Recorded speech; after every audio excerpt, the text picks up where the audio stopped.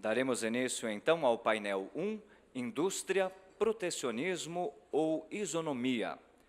Convidamos para integrar a mesa os senhores Sérgio Leite de Andrade, presidente do Conselho Diretor do Aço Brasil, diretor-presidente da Usiminas, que será o moderador do painel. Os senhores palestrantes Germano Mendes de Paula, professor titular do Instituto de Economia e Relações Internacionais da Universidade Federal de Uberlândia. Marcos Lisboa, presidente do INSPER.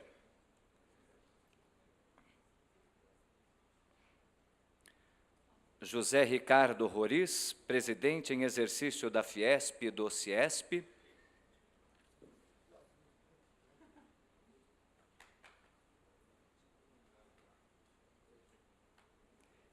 E Antônio Delfim Neto, economista e ex-ministro.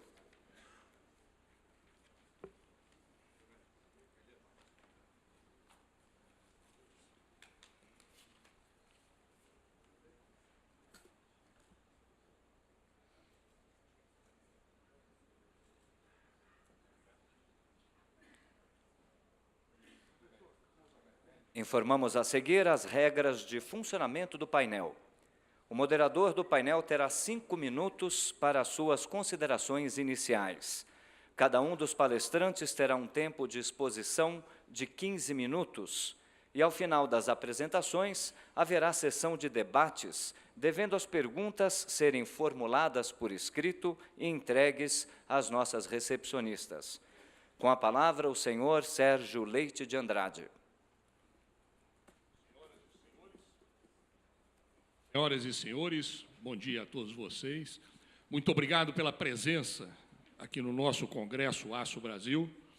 Eu queria, em primeiro lugar, destacar a satisfação de estar aqui nesta primeira sessão, neste primeiro painel do Congresso, junto ao nosso ministro Antônio Delfim Neto, junto ao nosso presidente da Fiesp, José Ricardo Roriz, junto ao professor Germano Mendes de Paula, da Universidade Federal de Uberlândia, e junto ao Marcos Lisboa, presidente do INSPE.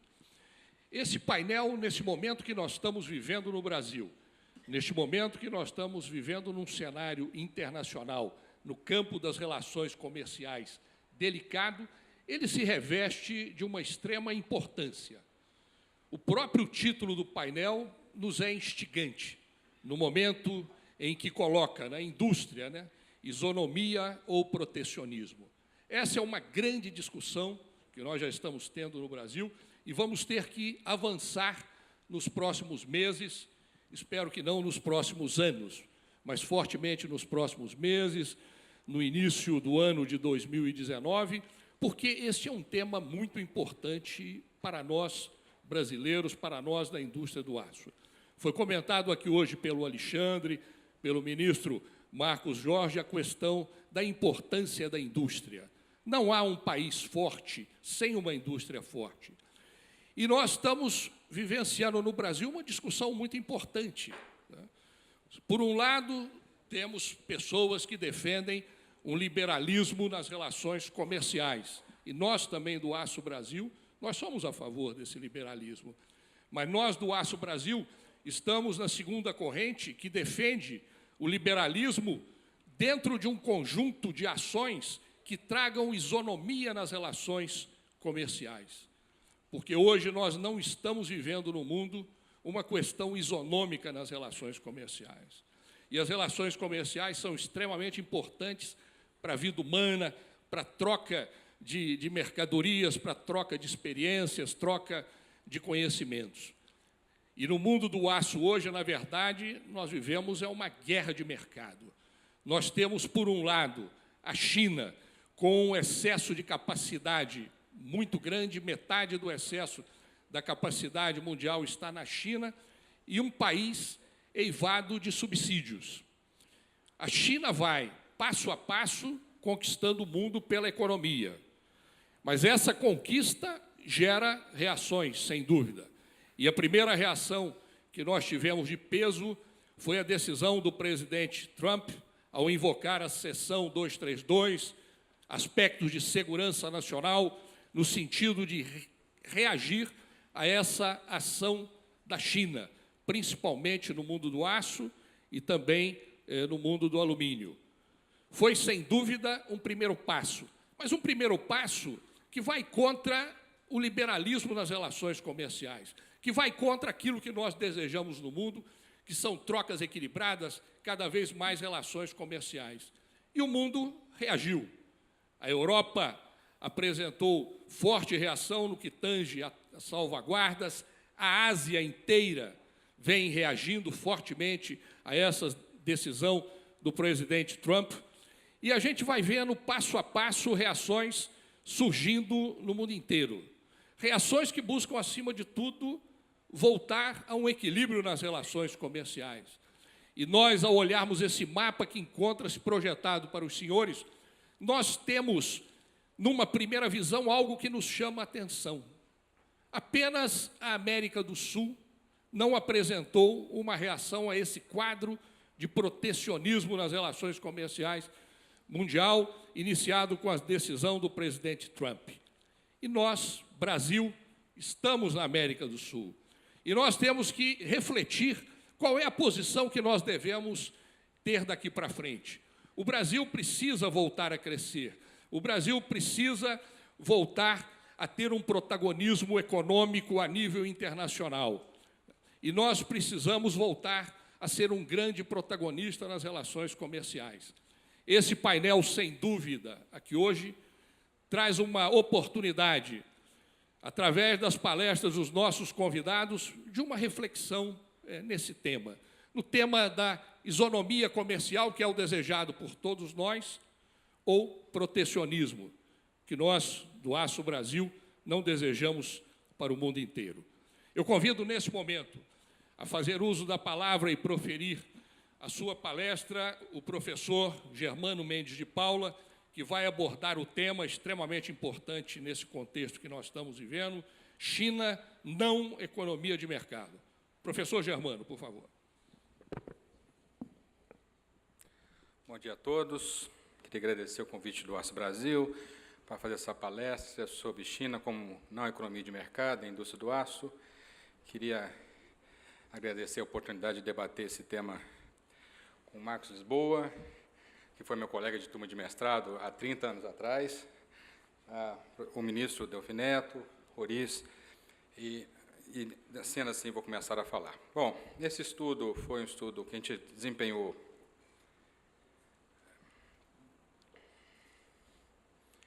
nos meses de março a julho desse ano, a pedido do Aço Brasil, e ele foi elaborado por duas consultorias, Barral e Jorge, e pela minha consultoria, e que nós tentamos discutir em que medida a China se aproxima ou se distancia das condições de mercado no aspecto segundo os critérios da OMC ou os critérios de membros associados à OMC. Ele tem 4 etapas ou 4 fases, e a primeira delas é tentar analisar, do ponto de vista da legislação, como importantes economias avaliam se China é ou não uma economia de mercado. Portanto, é uma questão muito mais formal. Foi feito um longo detalhamento da legislação pertinente nos Estados Unidos, União Europeia, México, Canadá, Índia e Austrália. Uma segunda parte desse estudo diz respeito a como, na prática, esses países ou essas regiões tratam o aço chinês em processo antidumping. Portanto, é uma questão de avaliação da jurisprudência nesses países, tentando mostrar caso a caso como o aço chinês é tratado, se já passamos a ter um caso em processos de antidumping, como China como economia de mercado, ou se, a despeito do discurso, continua tratando China como não economia de mercado. A terceira parte, que é a que eu vou me dedicar mais nessa apresentação, tendo em vista a audiência, é sobre quais características fundamentais ou como continua funcionando a indústria chinesa do aço. Portanto, é uma questão mais setorial. E a última etapa são 5 estudos de caso, nós escolhemos 5 empresas chinesas para mostrar que isso não é específico. Como funciona a economia chinesa não é específico de um produto, não é específico de um mercado, não é específico de ser estatal, não é específico de ser privada, e aí nós trataremos evidências novas, em grande parte porque esses 5 estudos de caso foram elaborados pelo meu assistente, que fala mandarim, e basicamente pesquisamos documentos chineses que usualmente não estão no nosso radar, porque usualmente utilizamos muito mais documentos em inglês do que na língua chinesa. Sendo assim, então, vamos à primeira discussão sobre o tratamento conferido à China em termos de antidumping. É um quadro, uma figura que eu peço perdão aí, porque é muita informação, nós tentamos fazê-la da melhor forma possível, mas, evidentemente, tendo em vista o grande número de dados, foi a melhor forma que conseguimos. Nós temos aí informação sobre Estados Unidos, União Europeia, México, Canadá, Índia e Austrália. A primeira linha diz respeito à legislação, a segunda linha diz respeito à jurisprudência, e não querendo entrar em muitas considerações, o fato é que, apesar dos caminhos legais e as práticas possam ser divergentes em alguns aspectos, o fato concreto é o que está escrito em vermelho, não é a prevalência de condições de mercado no setor siderúrgico da China. Esses 6 países que nós analisamos, todos eles, utilizando vários caminhos diferentes, chegam ao mesmo lugar. O mesmo lugar até agora, nenhum país aceitou utilizar preços e custos chineses em avaliação de antidumping em relação a produtos siderúrgicos. É um longo relatório, são 250 páginas, e, evidentemente, isso vai estar disponível a posteriori para que as pessoas possam consultar e fazer as suas críticas. No caso brasileiro, o Brasil sempre tratou a China como não economia de mercado, e nós sabemos que a legislação do país confere à CAMEX a palavra final sobre esse status, sendo que até agora, até o momento, não houve nenhuma manifestação nesse sentido por parte da CAMEX. O que a CAMEX leva para isso? Se a CAMEX disser ou concluir que a siderurgia chinesa opera como economia de mercado, isso, em grande medida, vai na contramão dos outros 6 países que nós analisamos e, efetivamente, vai contrariar toda a evidência que nós tentamos apresentar na parte do capítulo 3 e do capítulo 4, que são específicos sobre a siderurgia chinesa. Para tentar dar conta do levantamento, o que a legislação brasileira estabelece é que quais são os critérios que a CAMEX deveria avaliar para concluir ou não, para concluir se um país opera ou não sobre a economia de mercado, são os seguintes fatores: grau de controle governamental, nível de controle estatal sobre a alocação de recursos, preços e decisões de produção, a legislação aplicável em termos de matéria de propriedade, investimento, tributação e falência, intervenção no mercado de trabalho, em que distorções herdadas do sistema de economia centralizada e nível de interferência estatal sobre operações de câmbio. Nós seguimos esses critérios. 2 elementos nós não discutimos basicamente, que foi a questão de tributação e interferência estatal em operações de câmbio, que eram basicamente questões muito macro e muito menos setoriais, mas todos os outros elementos foram discutidos nesse relatório. Então, vamos pelo primeiro fator. É de conhecimento geral que a China tem planos quinquenais. E nós avaliamos todos os planos quinquenais de 2005 para cá, e todo plano quinquenal, e eu vou falar só do último, pela questão do tempo, todo plano quinquenal resulta num plano siderúrgico. Nesse plano siderúrgico, resulta depois num plano siderúrgico provincial. Então, eu tenho um plano quinquenal, depois eu tenho um plano siderúrgico nacional. No último plano siderúrgico já teve planos provinciais, e no plano siderúrgico atual existem um plano provincial e um municipal.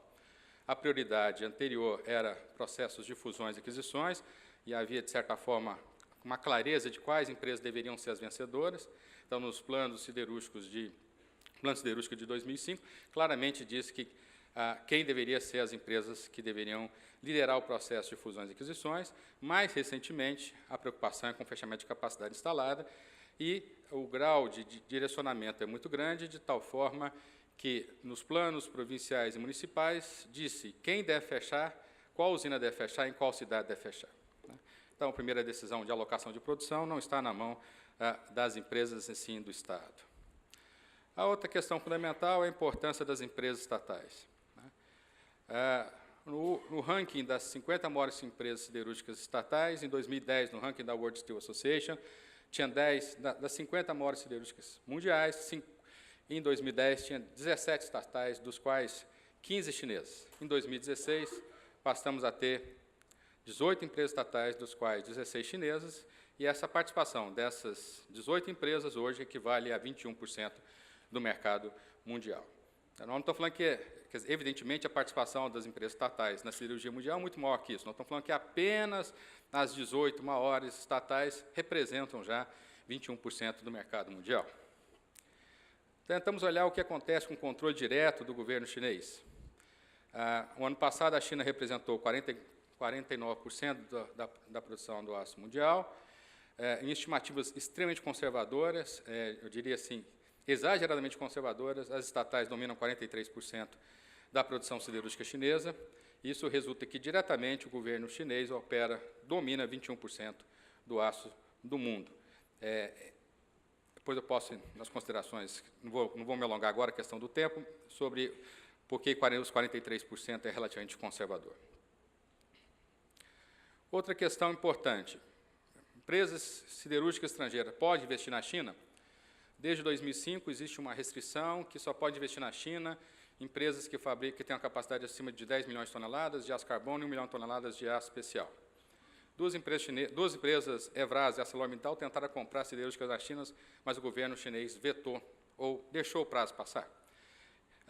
Consequentemente, ninguém conseguiu comprar nenhuma siderúrgica relevante na China. E o ano passado, para falar que eles não fizeram nada, eles aceitaram liberar temporariamente essa restrição ao investimento estrangeiro, mas apenas para 4 cidades e com uma restrição diária, o que inviabiliza qualquer controle sobre usina integrada COC.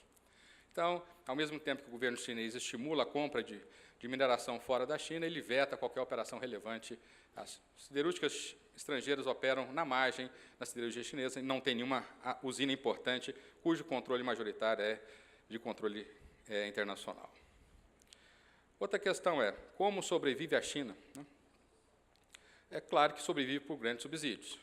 Segundo a McKinsey, já foi apresentado em vários seminários aqui, na Lacera, etc., a estimativa da McKinsey é que, para a siderúrgica sobreviver, ela precisa de uma margem EBITDA de 9% e uma margem de 17% para ter uma sobrevivência e perenidade de longo prazo, e a margem da China, no período de 2010 a 2016, segundo a consultoria World Steel Dynamics, foi de 6,6%.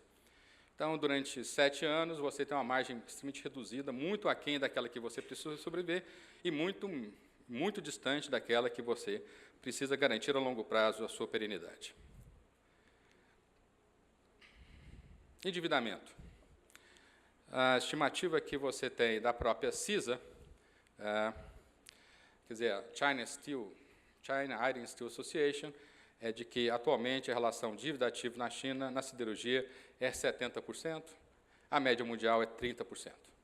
Então, nós estamos falando de um cenário de baixos lucros, alto endividamento, e, para esse estudo, nós fizemos um levantamento de 20 siderúrgicas chinesas listadas em bolsa, lembrando que, geralmente, a China tem uma holding que é controle fechado e uma empresa listada em bolsa, e, geralmente, você lista em bolsa a empresa de melhor qualidade, os ativos de melhor qualidade, portanto, você está subestimando o grau de endividamento que tende a estar maior na holding do que na sua empresa listada.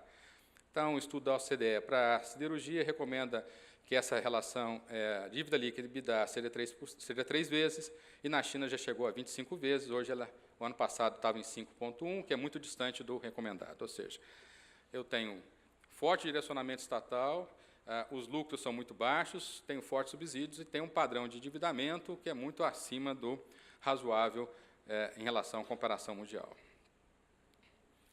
Relação político-comercial, eu queria destacar apenas dois pontos. O primeiro delas é que eu tenho um tax rebate.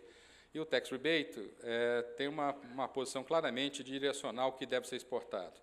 Então, o tax rebate, que seria a devolução dos impostos, né, da exportação para a bobina laminada a quente é 0%, e para a bobina laminada a frio é 13%. Isso é impraticável, ou seja, porque fazendo bobina laminada a quente e a frio na mesma usina, eu não tenho nenhum benefício até o setor a quente, passa a ter 13% na frio. Claramente, eu só quero que exporta produto de maior valor agregado, direcionando, então, essa medida é muito mais do que uma compensação, é muito mais para dizer o que deve ou não ser exportado. E, do ponto de vista de exportações em insumos, a China tem várias restrições de exportações de insumos, alguns casos de cotas e outros casos de imposto de exportação, no caso sucata, é bastante conhecido, o imposto de exportação de sucata na China é de 40%, o que inviabiliza a exportação, consegue reduzir o custo para o fabricante doméstico. Caminhando para o final, o objetivo dos estudos de caso era tentar mostrar que o que ele tinha discutido a nível setorial também se aplicava ao nível de empresas. Nós começamos a avaliar do ponto de vista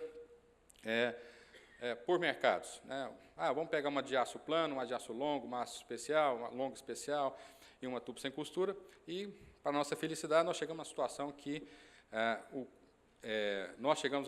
de que as 5 empresas que nós conseguimos trabalhar, conseguimos dados, elas têm estruturas patrimoniais muito diferentes. A primeira é Baosteel, todo mundo conhece, é uma empresa estatal federal, listada em bolsa. Segunda é Benxi, é provincial. Terceira, Shagang, privada. Quarta, Dongbei, que é uma empresa estatal provincial, mas que está se tornando uma joint venture privada estatal. E, por último, TPCO, que é provincial, mas não é listada. Caminhando para o final, então, para não exceder meu tempo, no caso da Baosteel, ficou muito evidente que a principal operação que ela fez de aquisição, que foi uma fusão com a Wuhan, formou a Baohu, que é a principal siderúrgica chinesa do hoje, foi uma decisão que veio do governo central e não do ponto de vista empresarial. Todas as empresas que nós pesquisamos, elas reconhecem que recebem subsídios diretos nos seus balanços. Então, surpreendentemente para a gente, nos balanços das empresas eu recebo tanto subsídio. Na forma de uma conta corrente. Se não gastou esse ano, pode gastar o subsídio no ano subsequente. Há distorção de mercado de trabalho, no sentido de que o salário foi abaixado e ninguém pode fazer nada, portanto, não há uma negociação salarial convencional, pelo menos nos termos de um mercado. E, no caso da Benxi, além dos casos que a gente discute, além dos fatores que nós discutimos no da Baosteel, houve um caso de conversão obrigatória de dívida, ou seja, a empresa esteve à beira da falência. Para evitar a falência, os credores foram obrigados a aceitar uma pequena conversão de dívida, um pequeno deságio de 70%. Assim, voluntário, diria. Tá? Dongbei é uma siderúrgica muito pequena, mas se tornou muito conhecida, porque, diante do escândalo, o CEO dela suicidou, e depois a empresa entrou em concordata, para evitar que ela entrasse em concordata. Então, sempre há um processo de evitar que a empresa entre em concordata. O governo da província decidiu que ela seria comprada por 2 usinas. A Shagang seria majoritária, a Benxi, que estava praticamente a bancarrota, seria minoritária, e essa vai ser uma tendência que nós conseguimos identificar, bem no começo, mas vai ser uma tendência da siderurgia chinesa, das propriedades mistas, ou seja, o governo vai falar que a participação das estatais estão diminuindo, mas elas vão deixar de ser majoritárias para serem minoritárias. A gente conseguiu identificar alguns casos, muito poucos casos, mas essa é uma tendência que vale a pena avaliá-la ao longo prazo. E os outros casos, TPCO e Shagang, são empresas que efetivamente têm basicamente os mesmos tipos de práticas, mesmo sendo no caso da Shagang, mesmo sendo privada, ela sofre a mesma influência. E só para deixar claro, o governo da sua província resolveu que ela tem essa província tem mais de 50 usinas siderúrgicas diferentes. O governo provincial resolveu que deveria ter apenas 8, e o processo deve ser capitaneado pela Shagang, que é privada, ou seja, quem decide quem se faz fusão é o governo provincial, independentemente da propriedade. Não diria totalmente independente, mas parcialmente independente da propriedade. E aí eu acho que o estudo Aço Brasil, em algum momento, vai divulgar isso de forma, dar alguma vazão à informação. Nós temos muita evidência de que o mercado siderúrgico não tem nada a ver com o que se pode chamar de condições de mercado, e, por isso, nós recomendamos que o Brasil continue não levando custos e preços domésticos da China nos processos de antidumping. E eu agradeço a atenção dispensada. Muito obrigado.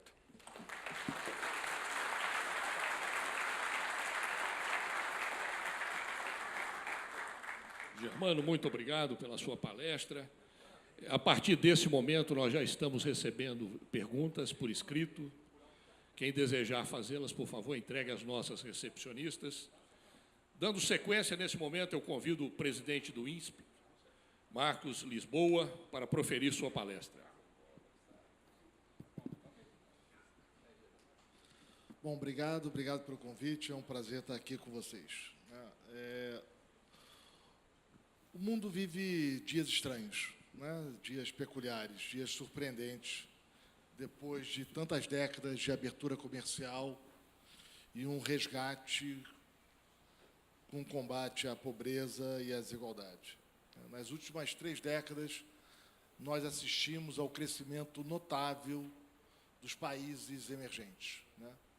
Países do sudeste da Ásia, do leste europeu, crescendo a taxas, às vezes, acima de 6% ao ano durante muitos anos, né? Centenas de milhões de pessoas saíram da pobreza na China, na Índia, sudeste da Ásia, no leste europeu, né? O Brasil não foi bem nesse período. Nós não fomos bem. Mas, apesar do sucesso dos anos 2000, o Brasil parece ter aquela síndrome dos países grandes que olham para o seu umbigo, né? Surpreendentemente, o Brasil foi bem pior nos anos 2000 do que antes, na década de 90, né? Quando comparado com os demais países, né? Enquanto o mundo, nos anos 90, crescia aí 3,5%, né? O Brasil crescia 2,5%, quase 3%, mais ou menos como a América Latina. Nos anos 2000, o mundo foi muito melhor. O Brasil também foi bem, mas ele mal acompanhou a melhora do mundo. De 2011 para cá, o Brasil perdeu o bonde da história, né? De 2011 para cá, enquanto o mundo crescia 3,5%, os emergentes cresciam acima de 4%, 4,5%, o Brasil cresceu 0,4%, né? Nós ficamos para trás a partir de 2011 e ficamos para atrás, inclusive... Oi? Ah, tá. Desculpe, pegando na antena. E a partir de 2011, o Brasil ficou muito para trás, né? O mundo crescia 3,5%, a América Latina crescia aí 2,5%, 3%, e o Brasil cresceu 0,4% do PIB. Descolamos do resto do mundo, né? Esse debate sobre protecionismo, isonomia, é um debate carregado de paixões. E é compreensível. Muitas empresas sofrem com o processo. Não se trata de uma transição suave ou simples. Há negócios, há investimentos, há empregos. Mas vamos reconhecer que, na última década, teve um governo que apoiou imensamente as demandas do setor privado. E não deu certo. Não é trivial. Não é simplesmente proteger, compensar, dar subsídios e gera crescimento. E aqui eu não estou entrando nessa falsa polêmica que agrada a paixão mais superficial entre liberais ou mercado, indústria ou não indústria, né? Esse debate, ele emociona. Eu entendo isso, né? Mas se a gente quiser falar de verdade, a gente tem que passar. Não há mercado sem Estado. É claro que a política pública tem um papel fundamental para o desenvolvimento. É óbvio isso. Vamos pular a superficialidade. Agora, vamos também combinar que não é trivial dar certo, né? O que tem de exemplo de política de substituição de importações, de incentivos, desenvolvimento de novas tecnologias, né, de desenvolvimento, e deram errado. E não só no Brasil. O mundo inteiro teve planos quinquenais nos anos 50, 60, 70. Cadê o Quênia, a Índia, o Paquistão? O que houve com o Inovar Alto? Ele foi um sucesso ou foi um fracasso monumental, além de legal? O que foram as políticas de substituição dos últimos 10 anos? O que aconteceu com os 323 bilhões de reais dados pelo BNDES em subsídios para investimento privado? E as exonerações atrapalhadas feitas? É difícil imaginar uma sucessão de políticas tão incompetentes como a que vivemos na última década. E a culpa não é só do governo. Um setor privado, compreensivelmente preocupado com as suas fragilidades, demandou do governo medidas de ajuda. Pois é, não deu certo. Ainda estão pagando a conta daquela intervenção pavorosa no setor elétrico, que quebrou empresas, o preço da energia está no teto, né? Não temos, e se o setor privado quiser crescer, e em particular a indústria, não haverá energia para todo mundo. E qual é a culpa? Uma intervenção no setor elétrico que foi pedido por setores ligados à indústria. Maneira fácil de combater a inflação, subir juros, politicamente correto. Vamos tentar o atalho? Deu errado. São compreensíveis as razões de protecionismo. Né? O setor privado olha, e para ele o câmbio é um preço meio fixo. Né? Está lá o câmbio, e aí não consegue competir com a indústria estrangeira. O problema é que o câmbio não é exógeno. O câmbio não é uma variável que cai de paraquedas na economia, independente, e que, se o governo quiser interferir no câmbio, ele interfere. Surpreendentemente, a indústria brasileira não compete com a indústria de outros países. Ela compete com os demais setores exportadores do próprio país. O câmbio real, o câmbio dividido pelo nível de preço, é uma variável endógena. Depende da absorção doméstica vis-à-vis a renda nacional, depende das perspectivas do país, dos movimentos dos ativos financeiros. Há pouco que o governo pode fazer com o câmbio, a não ser que queira fazer bobagem, como já fizemos no passado. Se o Brasil é muito bom em produzir algumas coisas exportáveis, os outros setores irão sofrer. Se queremos desenvolver setores específicos, temos que desenvolver a sua competência relativa, melhorar a produtividade. E há uma agenda importante de produtividade a ser desenvolvida. Agora, não vamos imaginar que é uma saída fácil. O governo mexe no câmbio, põe o câmbio lá em cima e tudo resolveu. Se você vai exportar mais de alguma coisa, você vai exportar menos de outra. Eu lembro no começo do governo, temos um déficit no setor de microeletrônica e temos que resolver. Eu falei, bom, tudo bem. Agora só vamos combinar que setor vai passar a importar mais. Porque esse jogo não é um jogo de soma zero, de soma positiva. Vamos exportar mais de tudo. Você vai exportar mais de alguma coisa, você vai importar mais de outra. Alguém vai pagar a conta.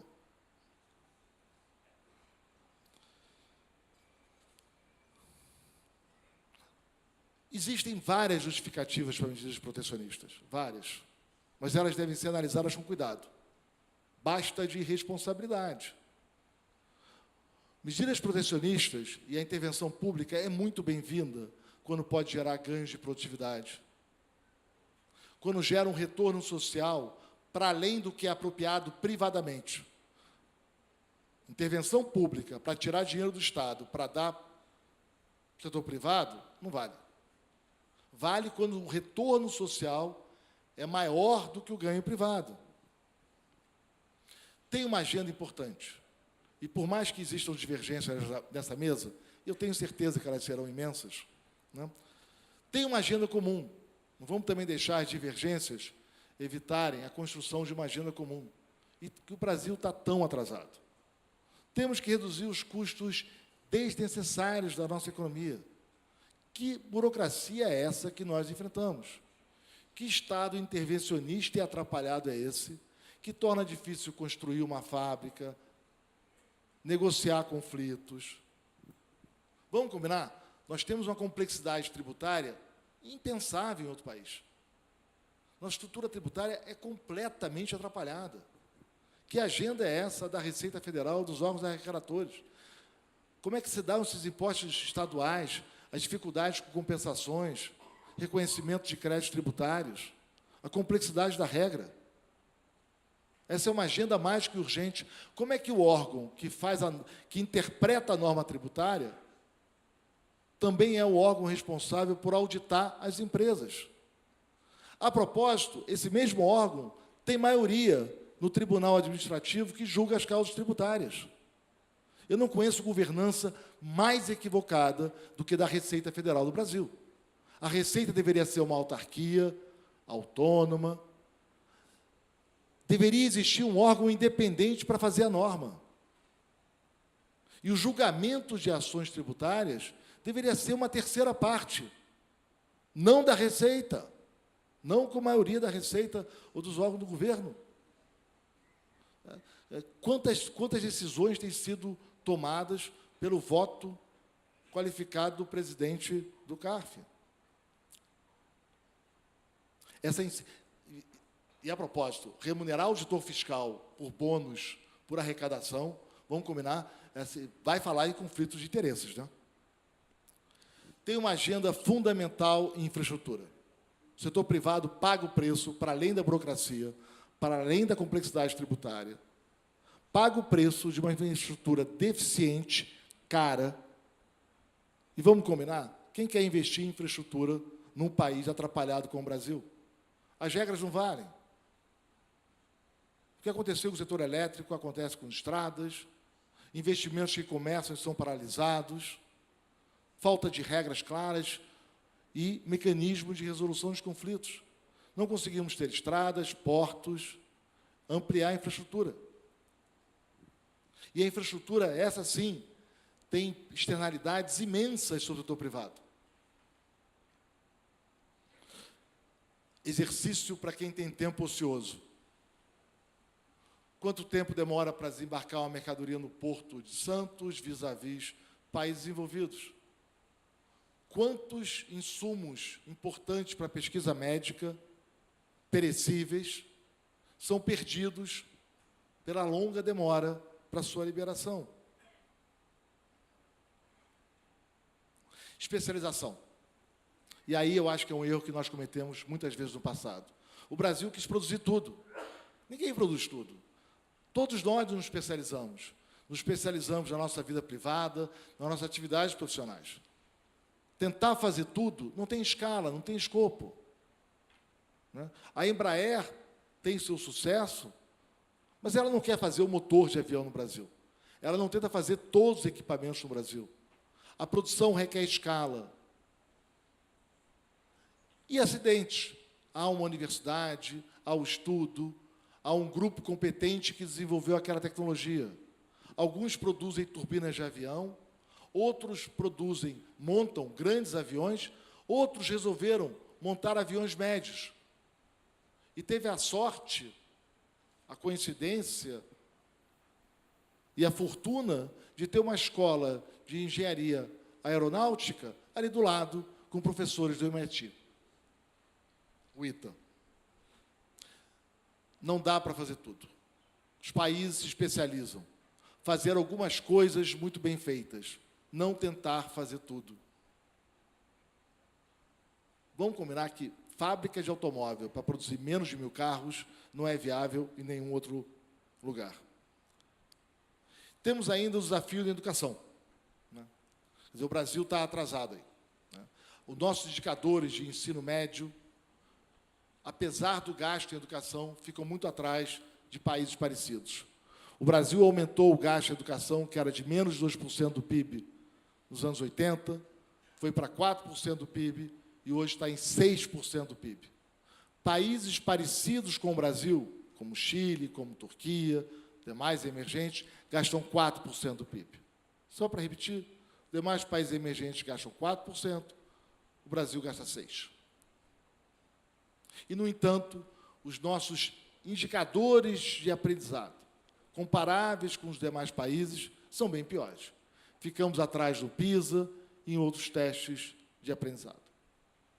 Alguma coisa a gente faz de errado, que a imensa quantidade de dinheiros que o país aloca para a educação não vira resultado, não vira aprendizado. Temos também uma agenda importante de melhorar a qualidade da política pública. Enfim, podem haver divergências na mesa, tenho certeza que haverão. Mas vamos tentar, pelo menos, achar os pontos de consenso e construir uma agenda construtiva para melhorar a produtividade do Brasil, para que não repitamos na frente os equívocos de tantos anos. Obrigado.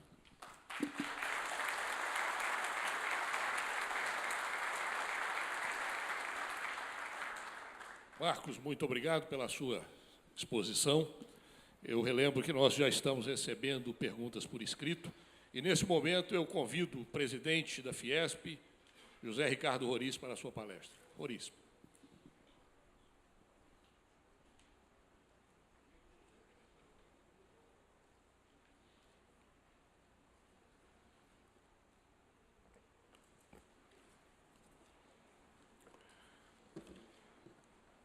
Bom dia, senhoras e senhores. Eu queria cumprimentar todos, vários já nominados, e meus colegas aí de mesa, o Sérgio Leite, presidente e diretor da Aço Brasil, o Germano, o professor Marcos Lisboa, nosso querido mestre, amigo e ministro Delfim Neto, e toda a diretoria da Aço Brasil, cumprimentando a diretoria nova. Bom, eu vou me ater especificamente a essa questão de protecionismo ou isonomia, né? Até para dentro dos 15 minutos a gente abrangia um pouco mais disso. É lógico que teríamos muito mais coisas a falar em termos de como é que está esse contexto mundial e, dentro desse contexto, né, ações que a gente poderia estar encadeando. Então, sem emoção, né, e me atendo a fatos e dados, né, eu vou falar sobre essa questão de protecionismo ou isonomia, até porque o Marcos citou, né, que dentro dessas discussões tem muita emoção, então eu estou me atendo exclusivamente a alguns fatos e dados dentro de estudos que nós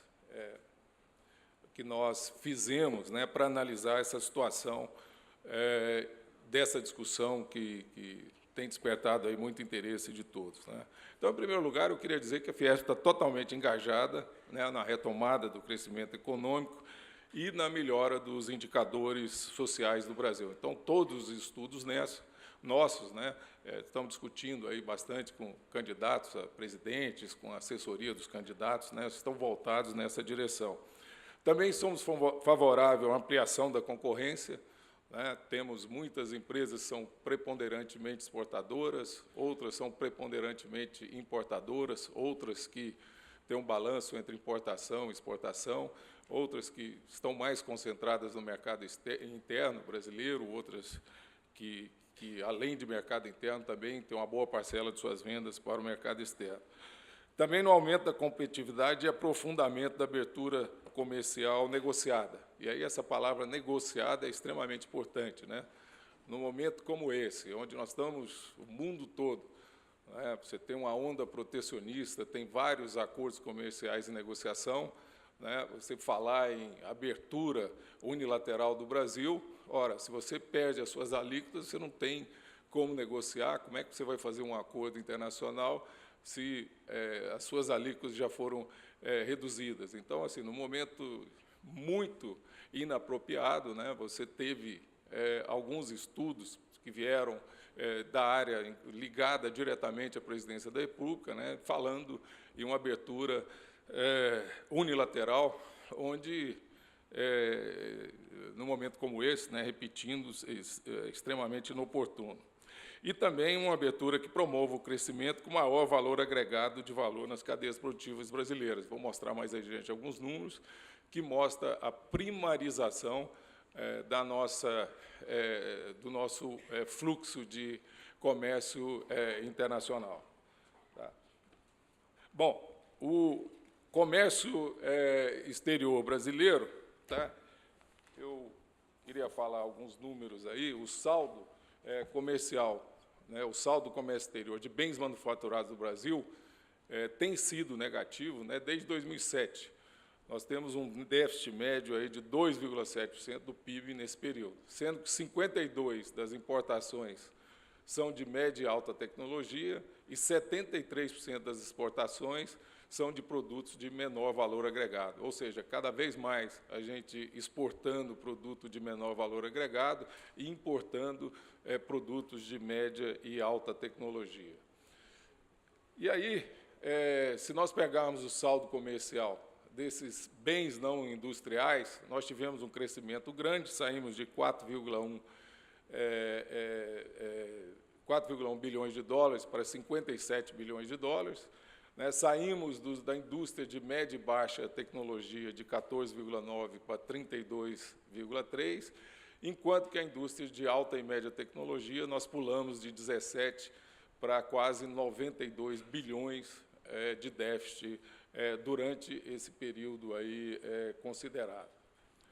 Bom, um indicador que geralmente, né, nós utilizamos, né, para verificar qual é o grau de abertura do país, né, é a relação entre a corrente de comércio exterior e o PIB. Né?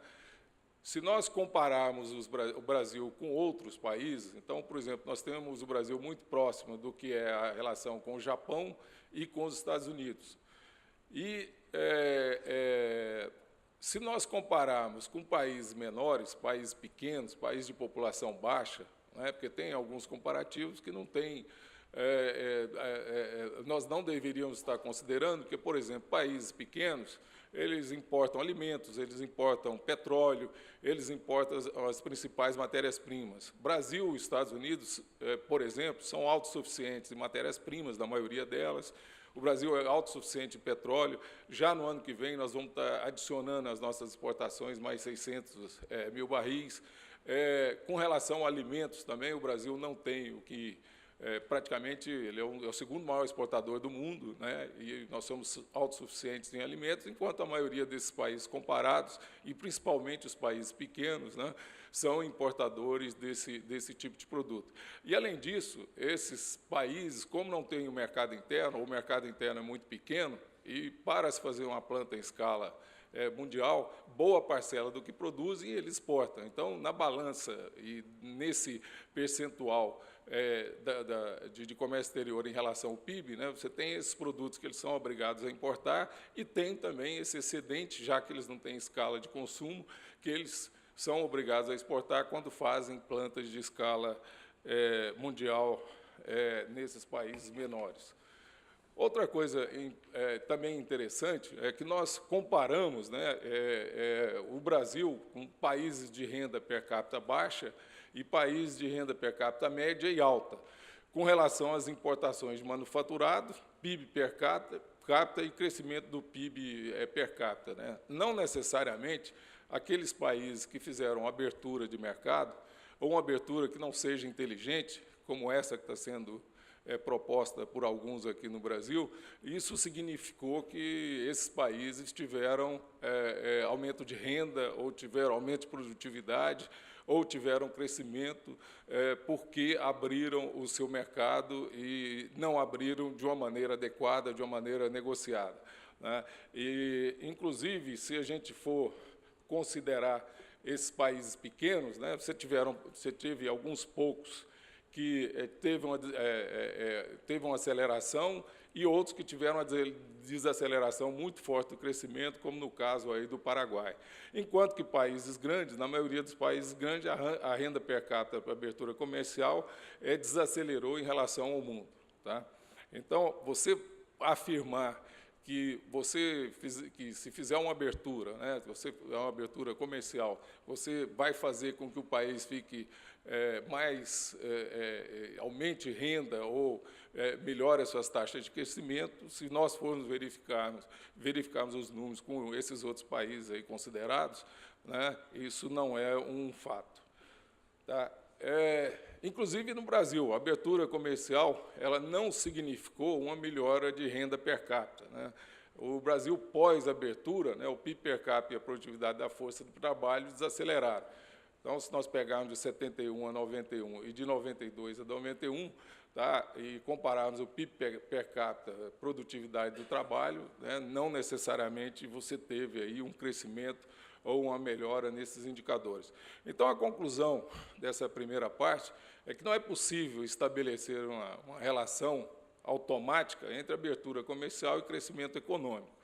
Assim como não há relação automática entre política industrial e crescimento econômico, né, que muito se discute, né, que país que tem uma política industrial, necessariamente você vai se chegar a um crescimento econômico.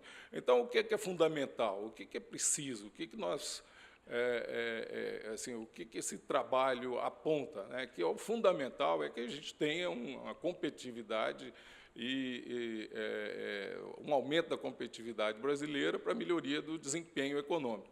E a grande questão e a grande discussão, enquanto essa competitividade não chega, né, como é que nós vamos fazer para que a balança comercial brasileira tenha mais produtos de valor agregado, que a gente não esteja cada vez primarizando as nossas exportações, né, e para que também o crescimento, esse aumento de competitividade, ele seja um fator de aumento de renda, seja um fator de crescimento econômico para o Brasil. Então, a questão é o seguinte: o Brasil é um país competitivo, né? Por que as empresas vão deixar de investir em outros lugares para investir aqui, né? O investimento estrangeiro direto, tá? É muito fácil qualquer empresa vir se instalar no Brasil, montar um escritório na Avenida Paulista e, no outro dia, já passa a ser uma empresa brasileira. O Germano, por exemplo, mostrou a dificuldade de fazer isso na China. Agora, com relação a uma instalação produtiva, né, por que alguma empresa iria se instalar no Brasil nessas condições que nós temos hoje, né? Então, nós fizemos um comparativo com 43 países que têm 90% do PIB mundial, né? E nesse período considerado, que é um período de 2000 a 2016, nós ficamos, em média, aí, entre 43 países, em 40º lugar no ranking. Então, o Brasil é o primeiro em burocracia tributária, percepção de corrupção, a parte de competitividade medida por vários institutos, né, a relação com a educação, a inovação, a parte de empreendedorismo também, temos uma posição bastante ruim. Com relação à taxa de juros, somos o primeiro desses 43 países que tem 90% do PIB mundial, primeiro em spread bancário, volatilidade cambial também, primeiro, a valorização cambial, né, a nossa moeda foi em quarto lugar, com relação à inflação, o 38º em crédito do setor privado, 40º na taxa de investimento, tributação de lucros da empresa, 9º, 20º em carga tributária, malha rodoviária, IDH, né?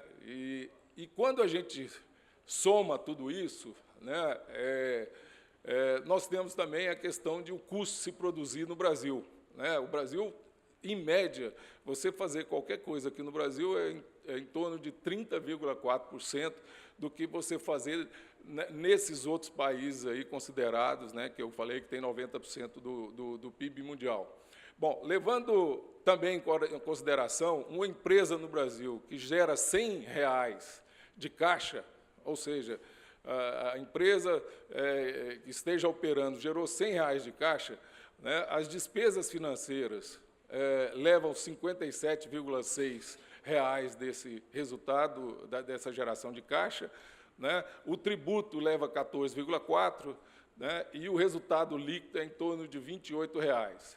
Tá? Se nós pegarmos as condições desses outros 42 países e produzir no Brasil com essas produções, tá? O resultado líquido é 62,6%. Ou seja, para cada R$100 que você produz no Brasil, você tem líquido 28, enquanto que nesses outros países considerados que competem no Brasil, você tem 62,6. Ou seja, ao longo dos anos, a indústria fez uma grande transferência de valor agregado para o setor financeiro e também para cobrir a ineficiência do governo através de tributos que foram cada vez maiores para um governo extremamente ineficiente. Se nós tivéssemos investido no Brasil, dentro desse período 2012 a 2016, 1 bilhão, né? Em renda fixa, nós teríamos apurado R$ 556 mil, enquanto que na indústria de transformação, né, na média da indústria de transformação brasileira, R$ 411. Né? Aplicações financeiras em outros países teriam dado 13,8%, ou 138 mil, e nos países desenvolvidos, 23 mil. Ou seja, a aplicação financeira tem trazido um resultado muito mais favorável do que você colocar dinheiro no setor produtivo. Além disso, a produtividade da economia brasileira, né, ela acentuou com a desindustrialização. A participação da indústria no PIB em 50 era de 11,7%. Nós tínhamos 26% da produtividade americana. Em 80, nós tínhamos 40% da produtividade americana, e aí nós tínhamos praticamente o dobro da participação da indústria no PIB. E, em 2017, a nossa produtividade caiu, e a indústria, né, a participação da indústria com relação ao PIB também caiu para 11,8%. Né? A participação da indústria do PIB, ela regrediu 65 anos, e o mesmo ocorreu com a produtividade americana. Né? E dentro dessa questão de inserção internacional e competitiva, qual é o Brasil que queremos aí para o futuro? Eu vou dar um exemplo, que eu tenho dado esse exemplo aí com o café. Né? Você pega um saco de grão de café e custa R$ 8,6 o quilo. Né? Quando você importa essas cápsulas, que elas são praticamente quase todas importadas, o preço é R$ 329 por quilo. Ou seja, você tem um valor adicionado de 37 vezes entre o grão de café e a cápsulazinha que vem importado de 329. Enquanto que o grão de café paga 1,32 de tributos, a cápsula paga 128,67, e deixando lá fora o emprego, salários, pesquisa e desenvolvimento, tecnologia e, principalmente, investimento, que aqui tem estado muito baixo. Bom, e dentro, meu tempo está acabando, né, dentro desse país que nós queremos mais competitivos, dentro dessa agenda de competitividade, tem que se criar um ambiente de negócio que garanta a isonomia brasileira, né, quanto a juros, tributos, né, reduzindo aí também o custo do Brasil, um câmbio menos volátil no lugar, atração de inovação e tecnologia, como estão fazendo hoje os países desenvolvidos, principalmente em indústria 4.0, etc. Né? Reduzir, tem alguns produtos, né, que têm alíquota de importação e não são produzidos no Brasil. Eu acho que são insumos aí que poderia ter reduzido, sim, a alíquota. Reformulação das distorções da estrutura tarifária, né? Você tem uma escalada tarifária de modo que tivesse uma agregação de valor maior, e avançar nos acordos comerciais de maneira negociada, né, buscando acesso a novos mercados e ganhos concretos no Brasil. Agora, essa abertura tem que ser gradual, tem que ter um horizonte de tempo que traga previsibilidade, né, e que o setor privado, né, desenvolva competências, investimentos e tecnologia, e que você tenha um ambiente de negócio para esse desenvolvimento. E muito do que, você fala em abertura comercial, muito do que o comércio internacional do Brasil tem problemas, muita gente fala em tarifas. Mas o grande problema do comércio internacional hoje são portos, são burocracia, são as agências que trabalham nesses portos. Você tem problema de custo de carta de crédito, etc. Né? E muitas vezes falam em tarifas, ou então desmantelar o sistema que nós temos, como foi dito pelo ministro do MDIC, né? Hoje nós temos sistema não diria de proteção comercial, mas pelo menos que nos dê uma defesa a esse tipo de coisa que tem acontecido aí no mercado do aço. Então, nós precisamos de ter essas instituições e ter esses técnicos cada vez mais capacitados, né, para que a gente possa ter um comércio leal no Brasil, e dentro dessa guerra toda que está acontecendo, a gente possa ser competitivo e preservar e desenvolver a nossa indústria brasileira. Tá? Muito obrigado.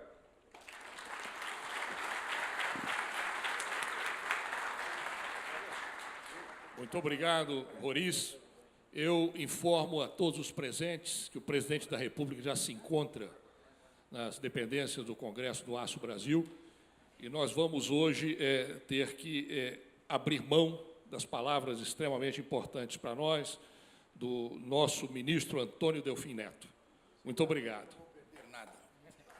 Muito obrigado a todos.